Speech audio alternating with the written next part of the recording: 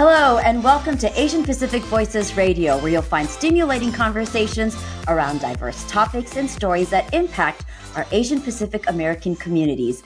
I'm your host, Rasha Goel. And today I am so excited. We have a special guest who many of you have probably seen on many different occasions and in many different performances. He's a talented Indian American actor and comedian, best known for his standout roles in popular films like Deadpool and Ghostbusters, as well as his numerous TV shows, including Miracle Workers and Other Space. With his unique blend of humor and charisma, my guest has made a significant impact in Hollywood, representing the vibrant diversity of the Asian Pacific community. We're so excited to dive into his journey, his experiences of working with top-tier actors, and his thoughts around the evolving landscape of representation in Hollywood. It's my pleasure to welcome Karan Soni on Asian Pacific Voices Radio. Hello, Karan. Thanks for joining us today. Hi, thank you for that extremely well-spoken intro. My pleasure. There's so much more to add. I've always been so intrigued by your journey, especially because of the fact that you're originally from Delhi and you grew up in India and then moved to the United States. So what would you say was the most significant cultural adjustment that you had to make when coming over here? Yeah, that's such a good question. There was so much, but this is going to sound kind of crazy, but it does tie into Hollywood, I guess.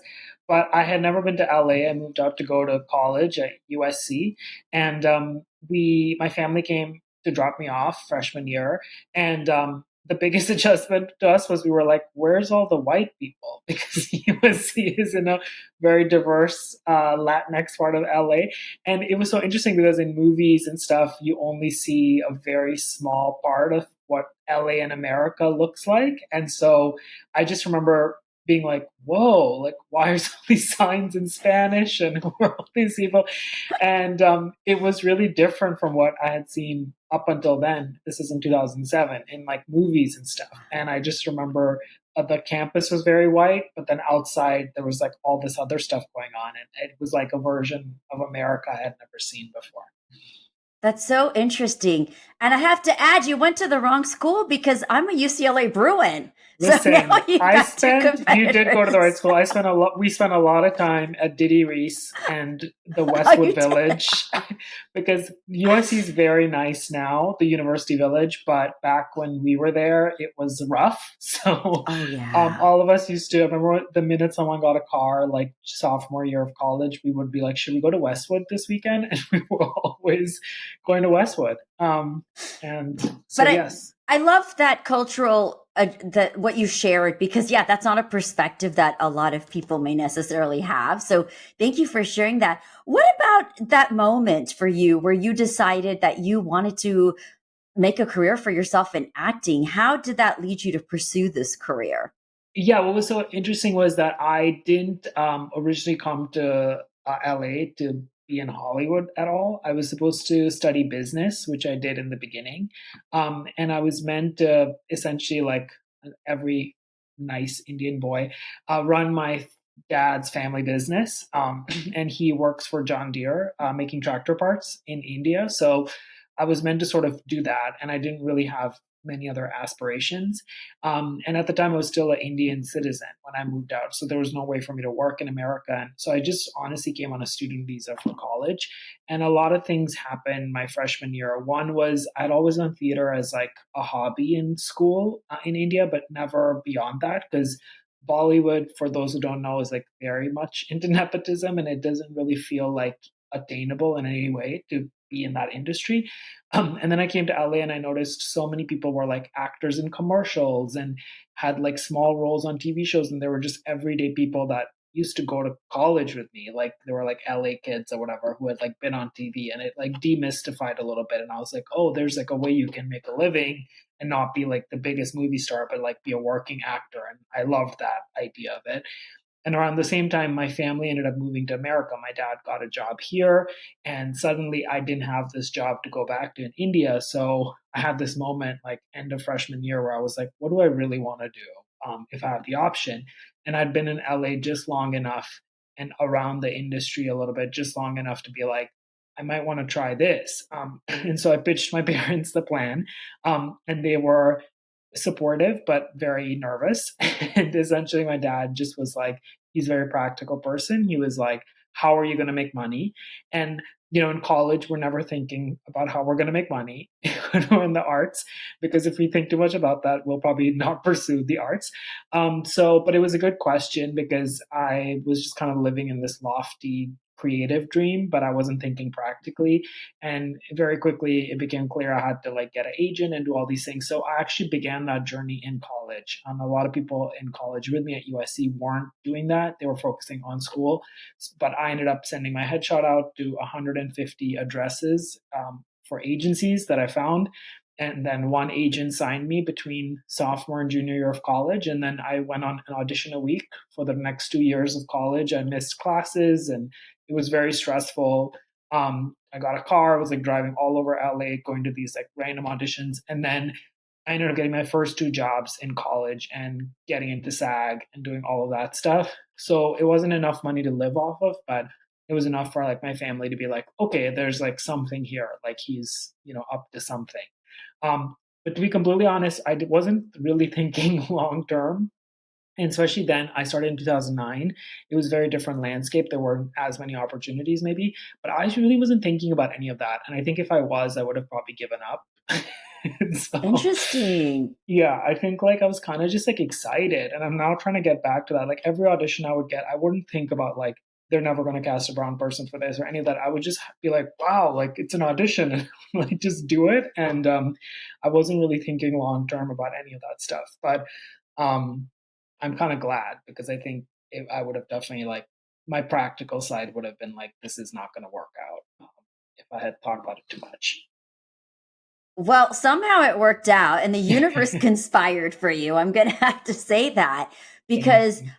yes, you were pursuing this at a time where there weren't a lot of us in the industry, right? Or Yeah. maybe it was starting to grow, but the opportunities even for South Asians was tough. And I'm going to jump over to the franchise that you've been a part of. Yeah. 9 years with Yeah. the Oh my franchise of gosh. Deadpool, which is Yeah. incredible.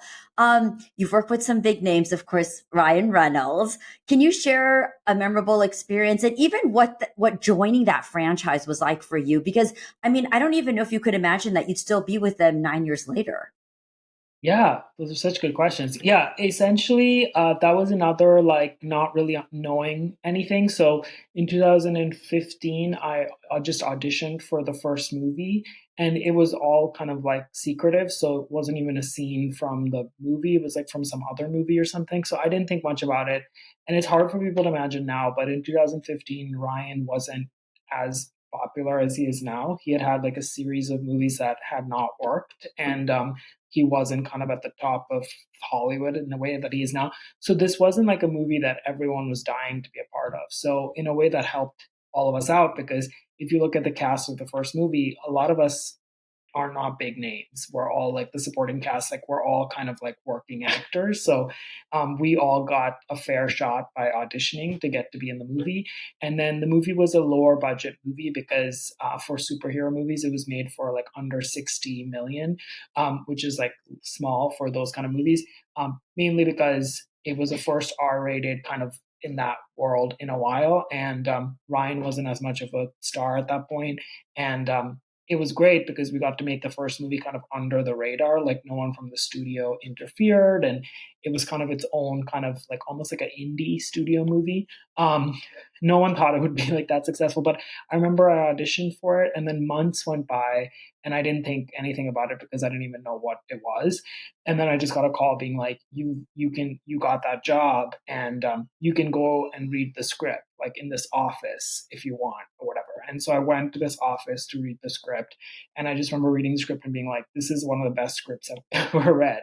And then Oh. I just remember being like, why is this movie so like low key and why are they not spending more money? Because I really did feel like the script was incredible. And then it did end up being true. Like it ended up being more popular than anyone thought. And I think for Ryan specifically, I everyone who worked on the first one, I think he really feels like a bond. I think we all felt bonded because we felt like we were making something cool, like under the radar. And I think for him, it's the most work at that point that he had put into a movie was the first Deadpool. Like he began marketing on that movie. All these other endeavors that he does now for his other movies, he began with that one. So I think like his plan was always to have us keep coming back and like be a part of it. And I'm so happy. It's so rare to have like a thing like that. Every few years, you get to go back and be a part of Yeah. something that like so many people love. So yeah, it's like a really, really special thing, but it's all thanks to him. But yeah, it was like another one kind of like the beginning of my career where if I was overthinking about it too much, I would have probably like messed it up. But I just went into an audition and I was like, I don't know what this is. And years later, it ended up being Those are the this best thing. stories. Yeah. Do, do you have a memorable experience with him that you can share that stands out for you? Yes, I learned so much from him. Just it's very boring, but like his work ethic, I really feel inspired by. Especially on Deadpool specifically, he works like very hard. He's always writing, coming up with all sorts of ideas, doing the marketing, doing the editing. Like he's part of every part of it. And I think sometimes people don't realize like how much work goes into something like that. And so much of it is him. He's pouring all that work. So in other projects where I've gone to be one of the main actors or something, and it's maybe something I'm helping to EP or anything, I've really learned from him to like speak up and be a part of it, and that movies don't just become good on their own. Like they require this constant creative energy, and you can't do it for every project. He doesn't do it for all his movies, but he does it for the ones where he knows it's going to be the most useful. And then the other thing I really learned from him, I improvise a lot, and I used to have this thing of like I'm gonna try to think of ideas, but like never write them down, like write an alt joke or something like that. And he is so quick and so funny, but he writes a lot of his improv. And I remember on the first movie, he would just pull out his iPhone and it's filled with all these alternate jokes.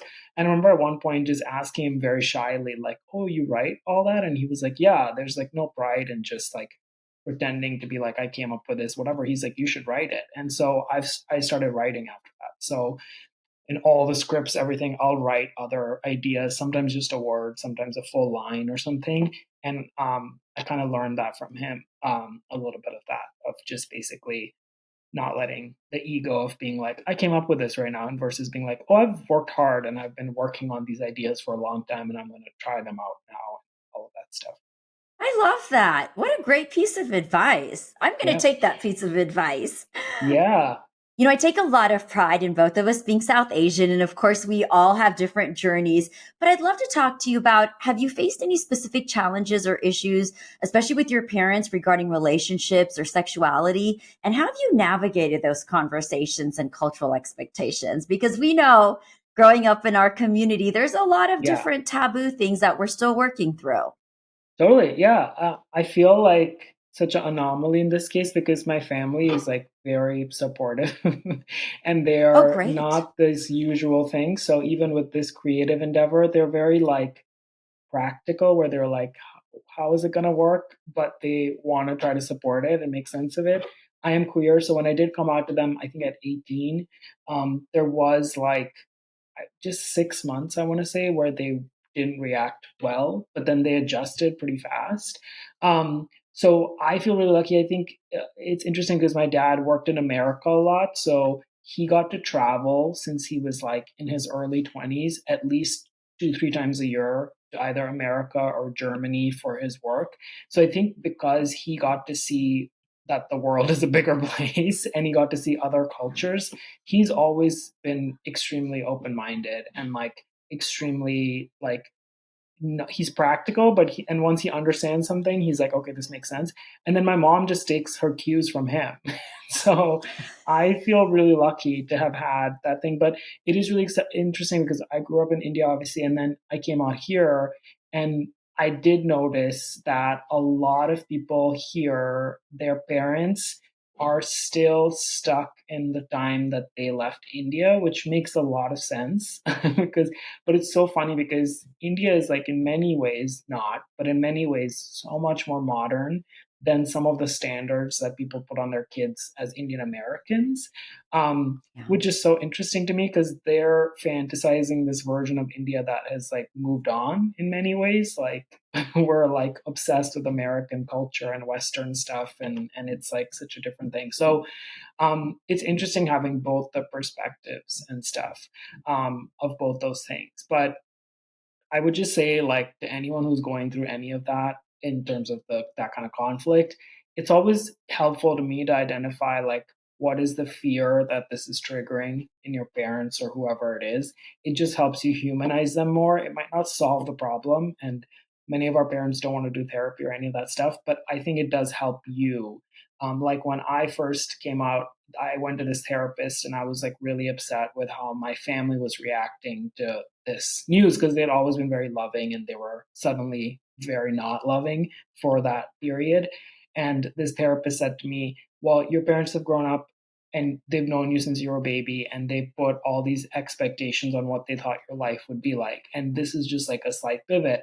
And they were like, you knew you were queer when you were 14. It's taken you 4 years to say these words out loud. They just found out. So she was like, give them at least this much time that you gave yourself to like process all this because they've known you for 18 years and they're having to like rechange everything so quickly. But then she was like, after 4 years, if they don't accept you, you can be mad at them. But for the first 4 years, the same amount of grace you gave yourself, give to them. And like they're allowed to be offensive, they're Oh, allowed to say things that are inappropriate, and you have to treat them with kindness and explain it to them kindly. But then after 4 years, you can be mad as hell and you can choose not to pick up their phone call. And I thought that was like so helpful, just to understand their yeah. perspective. And it didn't luckily take them 4 years; it only took them 6 months. But it was really helpful for me to see their perspective and like what was the fear that was being triggered.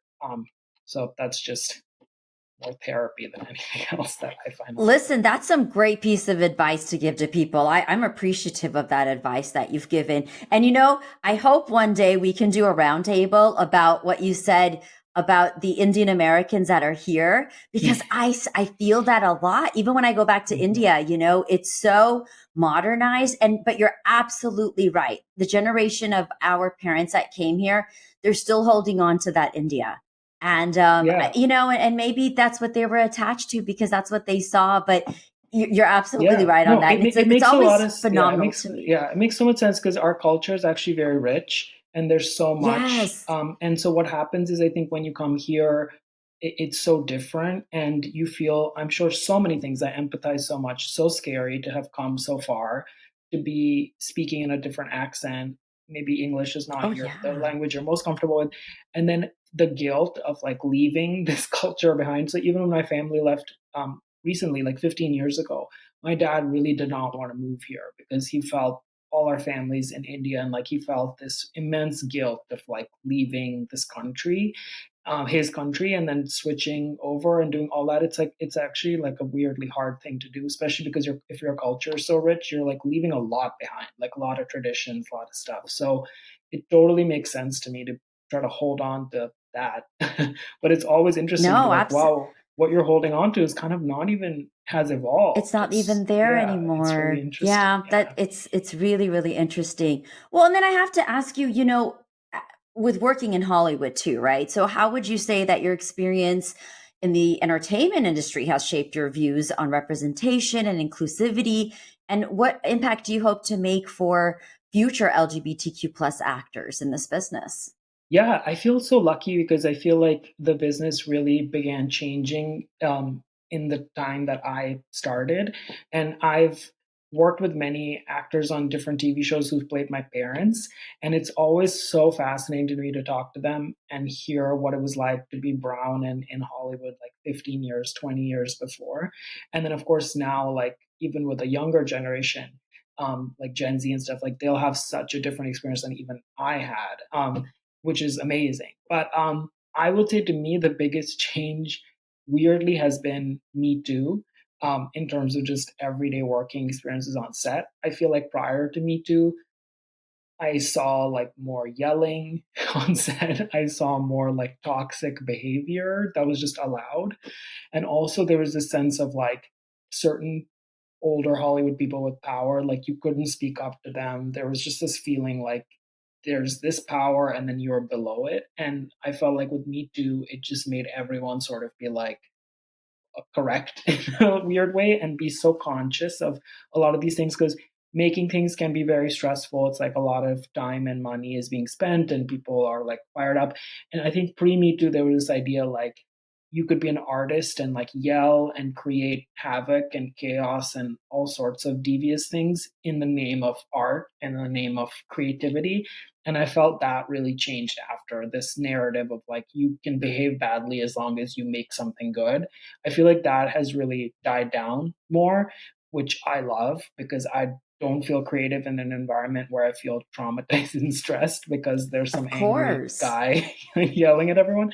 So that to me, I feel so lucky to be working post that because I've really felt a difference in like just mental health and people just being respectful and this. I think it's a complete illusion that you have to be an asshole to be creative.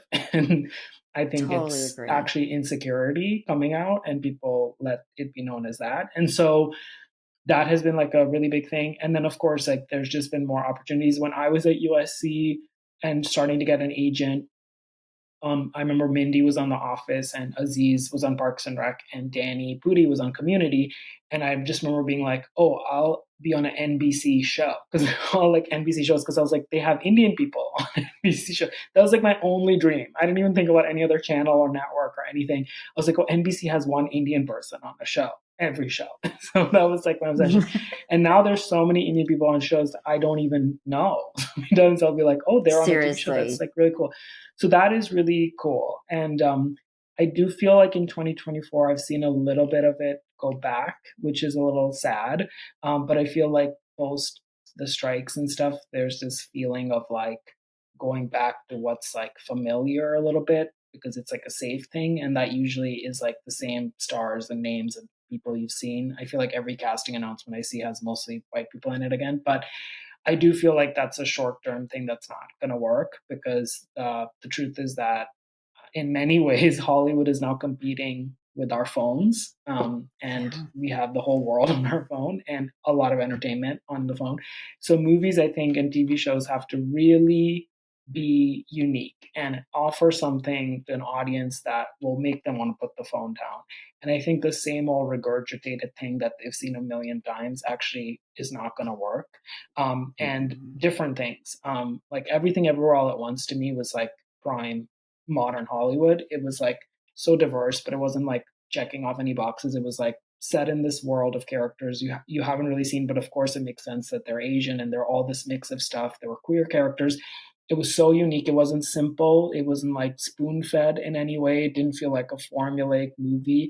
It felt so original. And to see that like people flock to that movie and it all the way to like winning Best Picture, I'm like, this is what we have to do. We have to compete, I think, and give. I think people want an excuse to put their phone away and to have the experience of watching a movie, but it cannot be the same thing you've seen over and over and over again. And part of that is Yes. the same perspective, the white perspective of a lot of stories. So I think there's and the more we go into the future, there's more interracial relationships, there's more mixed race people. Like we have to switch up like what we're watching. And for the younger generation, I don't think they will relate to the same stars, the same kind of story repeated over and over again.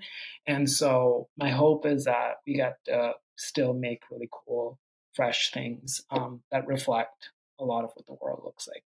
Well, and speaking of making cool, refreshing things, you're part of a production with your partner, Roshan, Yes, a nice Indian boy. Yes. Tell me what's yes. happening with that. Yeah, that's exactly it. That's sort of like taking this genre of like the rom-com, but it's a completely different kind of version of it that actually you maybe haven't seen before, but is true to a lot of people. So it's about my character who meets Jonathan Groff's character, and we end up falling in love and um, wanting to get married. And my Indian family is basically not wanting to have like a big fat Indian wedding because it's going to be a gay wedding. They would rather we just do a small thing and be quiet about it and not make a whole fuss. And we sort of convince them the opposite and end up having this big fat gay Indian wedding.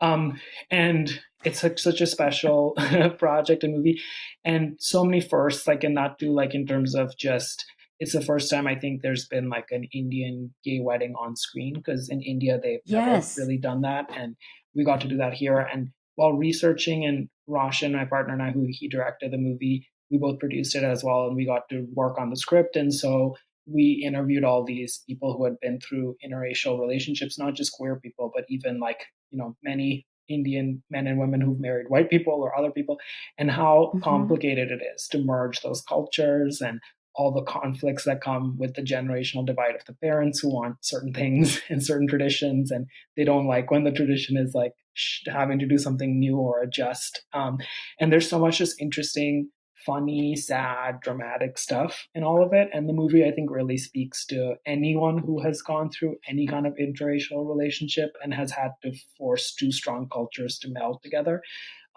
So yeah, we got to premiere at South by. We're in the process of closing the deal for the distribution now, and really excited for that to come out in the next few months, and for more people to be able to see it. Oh, congrats. I can't wait to see it. I'm really Yeah, looking forward to seeing that. So it sounds like a lot thank of you. fun. You've also played a variety of roles in comedy and drama. Is there a particular genre that you feel more connected to or at home with, or do you just enjoy switching it up? Yeah, I think comedy is probably my favorite of all, because I think like the experience of getting to it's the best job, because on the set you get to make people laugh and have a good time, and that's how you spend your day. So I think that's really great. And then I think also as a viewer, like watching that and like getting especially more 2024 and as the years go on, I think like that release is always a nice thing to be able to like give someone. So that's always my favorite. But kind of like comedy mixed with dramatic elements, like is for my dream thing, because often real life is that like, it's never just sad or just funny. It's always like in the same day, sometimes in the same hour, you can see the saddest thing and then True. have the biggest laugh from all of that stuff. So I think that is always like the most interesting thing. And so with that movie specifically, there's a lot of that stuff. There's a lot of funny moments and a lot of emotional moments. And that to me, anything that feels like that feels more like real life. And I like to. I love that. So you got to kind of portray and play that Yes, within that movie, right? totally. And Yeah, yeah. that's It's always a like a movie you'll nice laugh and you'll win. cry. Yeah. Yeah. Oh, Yeah. A I lot of love tears. Yeah, that. yeah, yeah. I love that. Well, I have just a few minutes left, so I want to Yes. ask you something fun. Right. If you could have dinner with any three comedians, dead or alive, who would they be and why? Oh my gosh. Well, one is Robin Williams, because my favorite movie in India growing up was Mrs. Doubtfire. So I watched over and over, and it was it was like one of my dream things was if I ever got to work with him. That chance unfortunately didn't happen, but I'm just such a big fan of his. So I would say Robin. I would say Ranveer Singh, because I gotta pick like, I gotta see like what he seems like the most fun in real life too in interviews and stuff. And I would just love to just sit at a dinner party with him. And the thing about a dinner party is like you don't want awkward silences. I feel like there would be no awkward silence with him. Like he just fills up Mm-mm. every space, I think. And then third, I guess I'll just say Ryan Reynolds, because I don't get to see him that often, and any excuse to hang out with him would be nice. Ooh, that sounds like a dinner party I'd like to be at.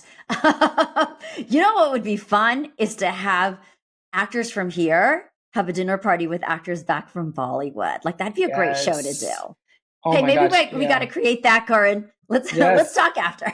Maybe Yes, that's a please. show we could do. Yes. Well, this this has been so much fun. Anything else you want to add before we go here? No, I just want to thank you for always like, I've done a few things with you now, and you're just ask such great questions, and you are so good at your job. And we really appreciate all you creating space for us to talk about these things. So thank you. Oh, well, thank you. That is so kind of you to say. Of I really course, it's appreciate that. I true. do Of not take things course. like that lightly. No, Because it's I really live with true. intention. So I Yes, appreciate, I can I feel thank it. you for your time. Of Oh, course, thank thank you. you. Well, is there a website or social media if our audience wants to Yeah, follow you on? I just have Instagram. It's Karan Soni on Instagram. And then there's imdb.com. If you're ever like, what was I doing? in 2018 or 17, it's all up there, and you can probably watch it. So everything is on there. I love that. Yeah. Perfect. All right. Well, you guys make sure to follow him. He's always got fun stories he's sharing, plus just even all the great things and photos of all the different projects that he's working on. And yeah, it's been so exciting. So thank you once again, Karan Soni, for joining me on today's show. I could I could just keep talking and talking to you. Maybe we do this over chai next time. But for my audience, we'd also love to hear from you. You're our valued listeners and viewers. So if you have any suggestions on future guests or topics, please do send them in. And don't forget to subscribe to our program on your favorite podcast platform and to follow us on Facebook, Twitter X, Instagram, and of course, our YouTube channel. And don't forget, Asian Pacific Voices Radio is produced by Asian Culture and Media Alliance, a nonprofit that empowers Asian Pacific American communities with a voice through media arts. If you'd like to support the program, please do visit AsianPacificVoicesRadio.com. Once again, I'm Rasha Goel, and it's been so much fun having this conversation today. Don't forget to join me next week for another exciting and thought-provoking Asian Pacific Voices radio show. Until then, stay safe, be optimistic, and enjoy. See you next time.